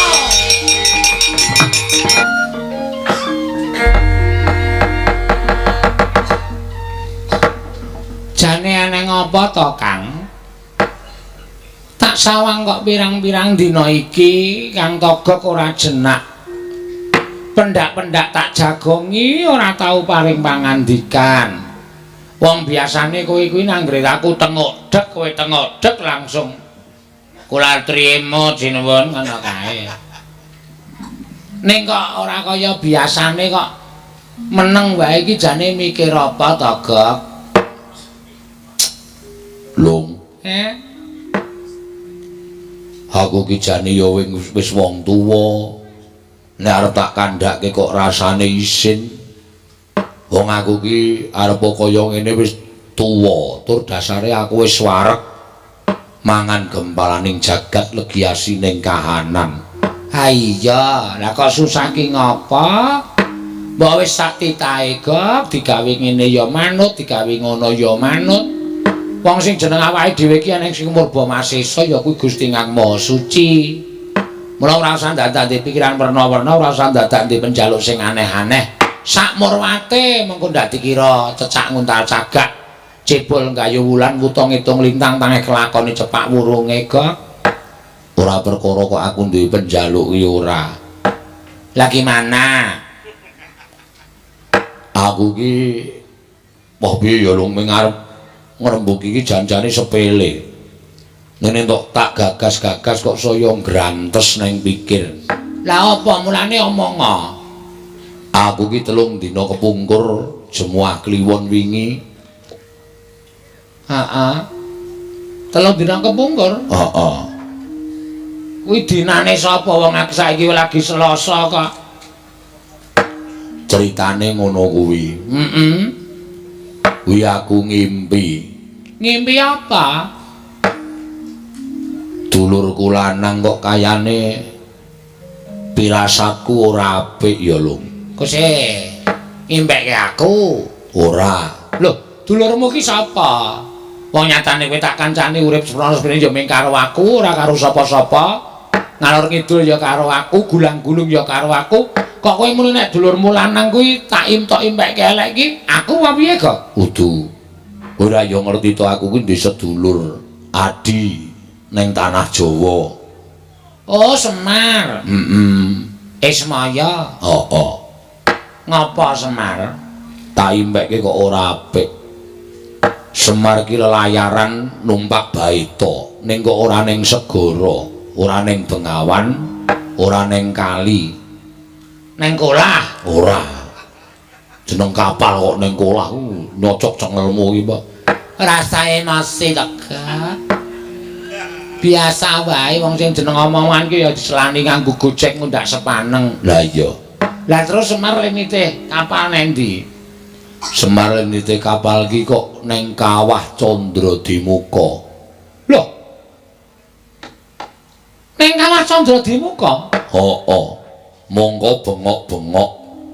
Pendhake ning wong weruh dijaluki tulung, pendhake ning wong weruh dijaluki tulung. Gregah tangi saka turu. Merga wancine wis esuk. Pitikku jago do kluruk ingon-ingonanku do ting brengok. Wancine gagat bangun esuk. Monggo hitungan impen yen manjing gagat bangun esuk kuwi impen sing ndara dasih. Tegese sing puspa tajem, impen sing bakal kasembadan. Ah, mbaya wis gak. Ngapa tak kowe iki nggagas impen barang ki? Wong kowe iki biasane ora tau gagas impen. Lah kok saiki kok tak gagas banget nganti kowe ora tau omongan karo aku, mergo gagas adimu si Ismaya nggone ngimpi numpak kapal ana ing tengahing Candradimuka. Durung rampung lehku cerita. Terus bareng tekan tengah kawah ora kanthi kanyono-nyono ana ombak wujud geni ingkang nyampluk baita sing ditumpaki Semar. Terus Lah kok kapalin jumplang. Semar klelep ana ing kawah Candradimuka, aku ora iso nulungi piye-piye, bisane mung mes padhakake. Bar kuwi terus geragapan aku golek banyu tak nggo raup. Terus aku meneng wae tak pikir-pikir kok impen kok le medeni timen. Engko gegek dulurku lanang kena ngopo-opo ya Lung. Mongko ora iso sarta ora duwe keludhangan ngabari karo aku. Wong ning jagat ya mung aku karo Semar karo Ismaya. Nek kaya kowe iki rak kanca sing maringi Sang Hyang Bathara Wenang. Semar kae kancane jan ya mung siji, mung Bagong sing dumadi saka ayang-ayangane Semar sing diparing karo Sang Hyang Bathara Tunggal. Nek nganti dulur kowe nek apa-apa ora prayoga kedadeane. lah piye? Ditiliki mrana apa piye? Ya ora apa-apa nek karo dulure lanang kok. Nggo ngeyem-yemi pikirmu lho, kok nek pancen pikirmu ki grangsang, duwe pikiran sing werna-werna tumrape ngadimu ki, ayo tak terke ora apa-apa tiliki mrana kok.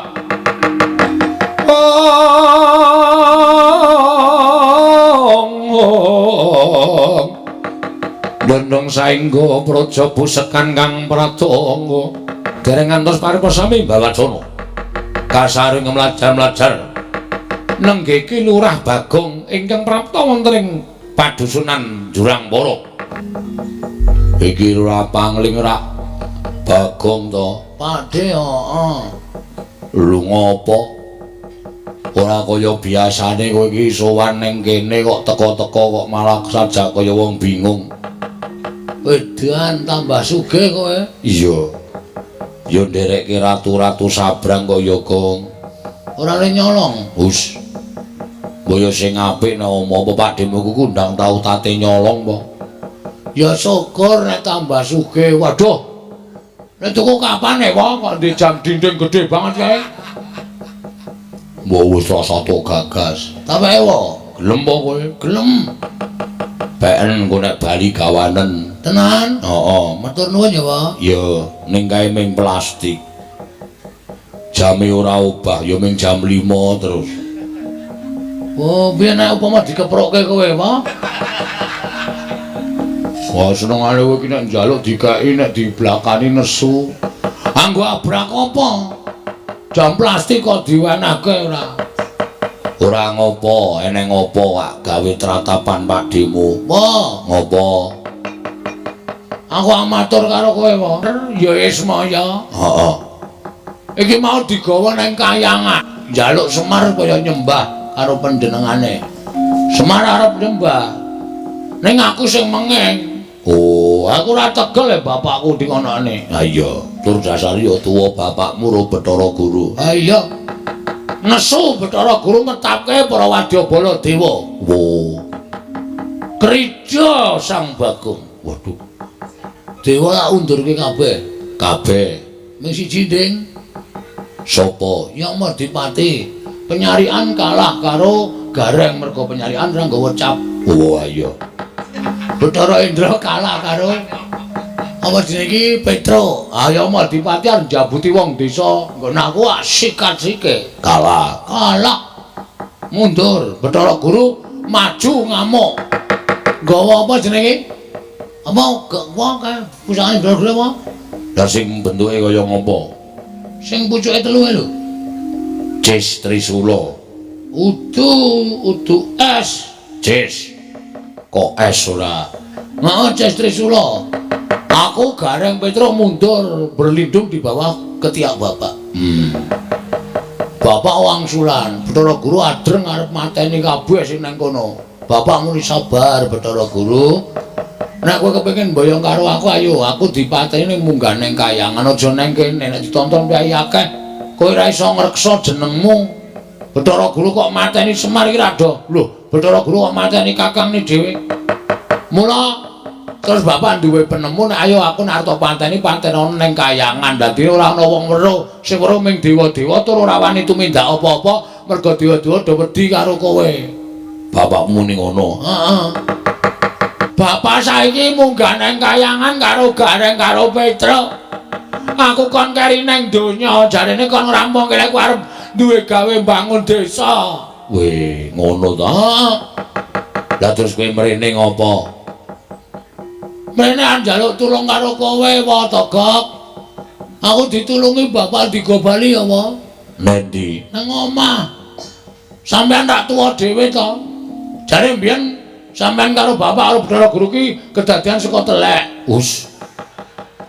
Anu telek tenan plene ngendhok. Oh, iya.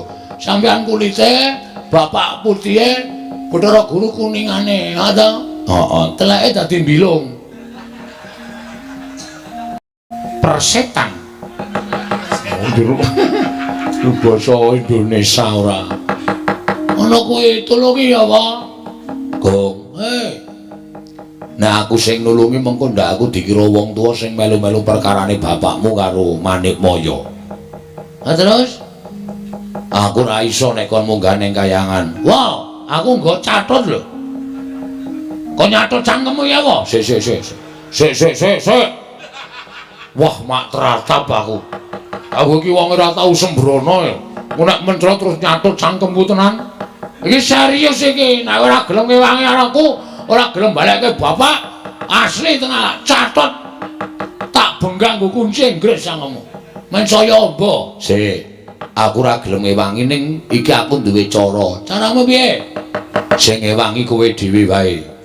Aku, Heeh. dur kekuatanku apa? Ning ora wujud Bagong. Lho, wujud apa? Nek wujud Bagong ku ndak ketok nek kowe nulungi wong tuamu. Terus wujude Kowe wujud sapa wae sakarmu. Engko tak nehi kekuatanku munggah neng kayangan kowe dadi wong digdaya. Yakin? Iya. Saiki pengine dadi sapa? Aku sing ndadekke kowe dadi sapa?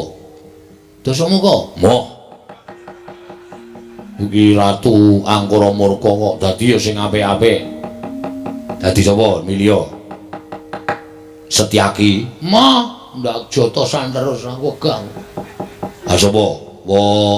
Abimanyu. Ah isona bagus malah kecendelan rondo pirang-pirang perkasa ning ngragati ngono. Ming wong kere kaya ngene. Ora jane nek tok seneng iki pengen dadi apa? Nek siwa iso ndadekke aku, njaluk dadi Raden Werkudara apa? Wah, mbok ora sing aneh-aneh, Gong. Kowe iki mung cilik kaya ngono kok. Berarti ora iso. Nek iso dadi apa-apa iso. Iso le iso ning boyo triyane. Ora, catet cangkemmu. Yo. Yo tak dadekke. Tak dadekke wah kok lancamane ming cangkem terus to iki. Apike cangkemmu wae? Iso kemlebet kaya gendera e. Oh ya wis ben ora. Wis wani dadi Raden Werkudara. Wani, Nek ketemu Raden Werkudara tenan kowe nanggung dhewe perkarane. tak tanggunge. Wis, aku piye carane, Pak? Ngadeg. Ngene. Sedakep. Ngene. Merem. Melet. Ah catet. Ya ora. Rasa nggo melet. Wis ngampet-ambegan tak cipta. Ya, tenan lho. Iya. Oh, ngapusi atuhnya tenan. Ora. Dibuat jadi anjing saja kok. Kuwi borokan muni piye iki, Mo? Telak klithik indasmu kowe. Mulung aja tok kebeda iki nek wong nekat kandulungi, nek nekat nyemelangi. Wis tak suwunke ngersaning Gusti ya, Gong muga-muga kasembatan panjang kamule. Ing tansah marpamoring sukma sinukmaya. Oh. Mandi panuwuning Kilurah Togog eling-eling dewa Sang Hyang Tejamaya. Mila sak ciptane dadi sak kedyane ana. Sang-saning dangu saya ical wujudipun Kilurah Bagong. Ana Raden Werkudara kaget Kilurah Togog wau. Wah. Dadi wae. Kok kaya tanganku tambah dawa, sikilku tambah dawa, guluku tambah dawa. Apa-apa kok tambah dawa? Iki kok ya tambah dawa dhewe ya iki, Gek. Ora wis wujud Raden Werkudara. Waduh, ngleleng. Ayo, Werkudara ki ora lungguh ngisor lungguh dhuwur. Jumeneng aja pisan-pisan Werkudara lungguh ndak konangan. Siap. Wes. Malang kerik. Tangane tumpangke mburi. Kene. Heeh, kaya Raden Werkudara kae wis kewe omongan. Kowe ora wonge arang basa to. Mula dadi Raden Werkudara mesti cocok.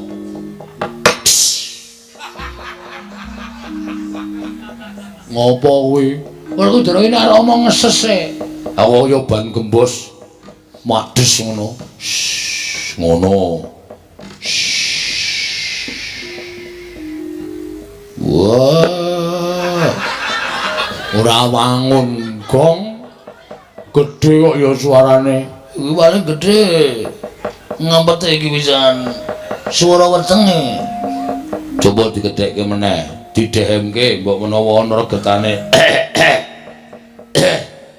Kene lho. Ngene nggo tada itu. Es. Jangan kok nggo pakecoan. Coba suarane sing gedhe. Ngerem Dasmu. wah karo makne gedhe ngendas-ndaske Iki lagi latihan diganggu. oh ya ora tak ganggu kok saya cilik gembose kok saya sithik Wong yo kae saya sithik. Ngene ngono entek ya ngono. Wah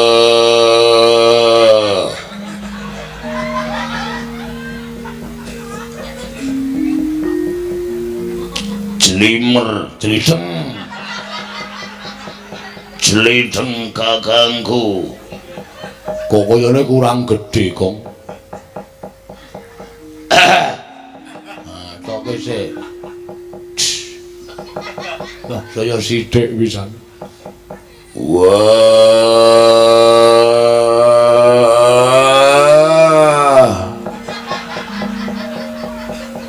jlideng kakangku walah malah ngentut barang iki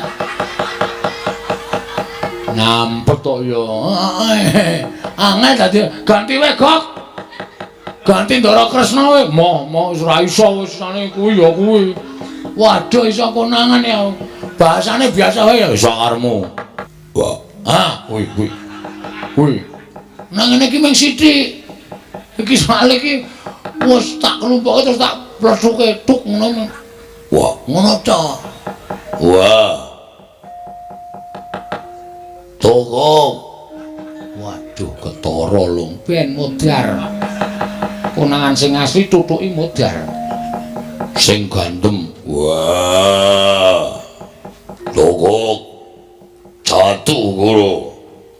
Tejo mantri. Nah, iki rada wangun iki. Aku aja watuk. Ngampet Teko. Bajigur.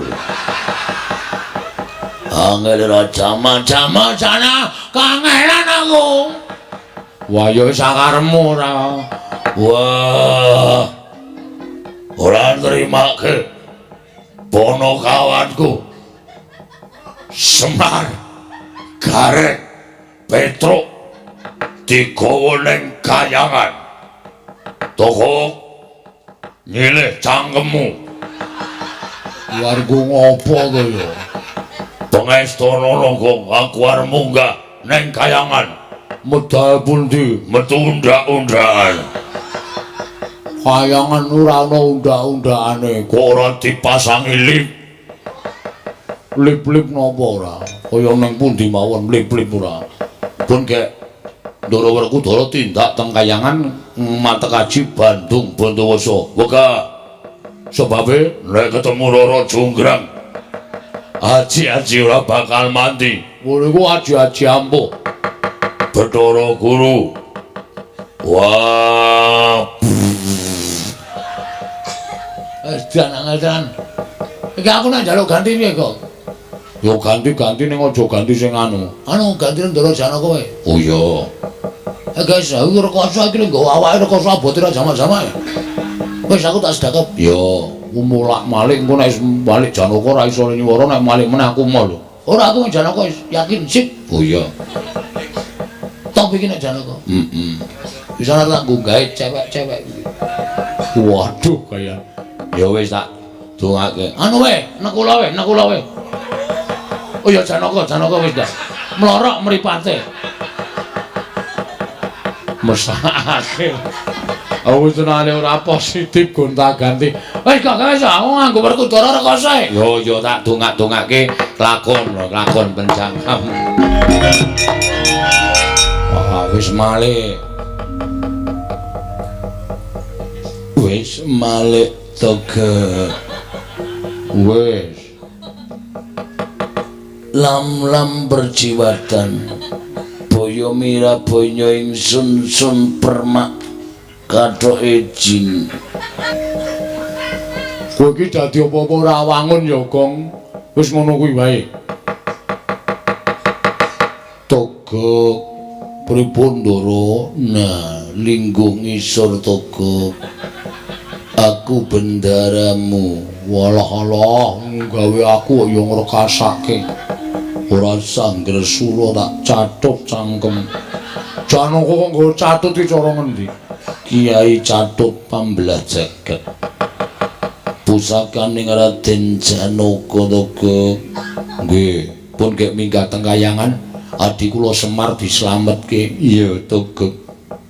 Pamujimu tak jaluk. Aku njaluk kanggo syarat munggah kayangan slamet ana ingkang kudu dadi tumbal. Sinten kae Borok mburi kae. Mbok lunga. Ora kajen ket mau. Bagong iki kirik tenang kok. Makne gre borak-borokke. Aku budal munggah marang kayangan Togo. Sing ati-ati ampun kados lari alit kula dongak-dongaki kasembatan penjangkane. Iya Togo minggiro. Aku arep joget. Oh nggih. Kakang Semar aja kuwatir aku ingkang bakal sumusul marang sira Kakang Semar. Tak slametke Kakang. Yen Kakang wis ketaton, Kakang wis rumangsa duwe tatu sarta wis kedrawasan, aja kuwatir. Mengko tak gawake oksigen supaya Kakang Semar tetep urip ana ing Madyapada. Kakang Semar